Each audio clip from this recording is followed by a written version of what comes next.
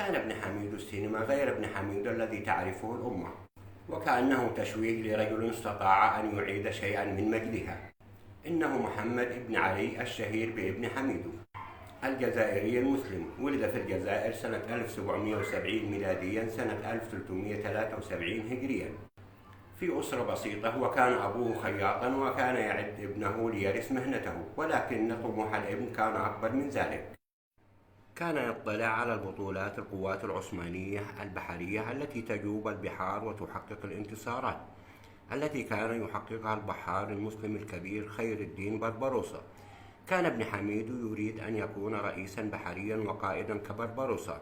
التحق بالفعل بالبحرية العثمانية التي كانت موجودة في الجزائر، وصار ضابطا من أشهر الضباط البحرية، وكان عمره حينذاك 25 عاما عند قيام الثورة الفرنسية في الغرب ومجيء نابليون للحكم، فكانت فوضى في أوروبا كلها.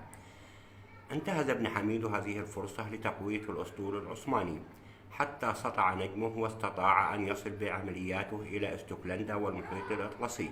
لم يكن وجود هذه السفن يروح ابن حميد، فقام بالاستيلاء على 11 سفينة من السفن الأمريكية، لكن لعدم امتلاكها قوة بحرية رادعة لم تستطع، واضطرت راغمة اتفاقية مع الجزائر سنة 1795 تدفع بموجبها أمريكا إلى الجزائر قدره 92 ألف دولار أمريكي ذهبا لسماح لسفنها بالمرور والحماية في البحر المتوسط، وكان له دلالة لرفع أسهم البحرية الجزائرية في ذلك الوقت.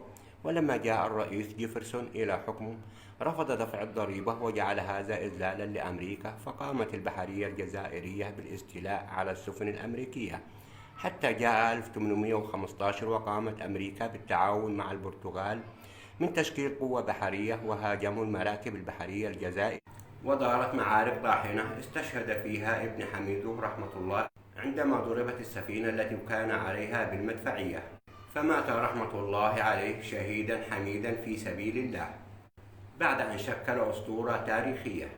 القبطان البحرية الجزائرية ابن حميد، رحم الله كل بطل وأعاد لهذه الأمة مجدها.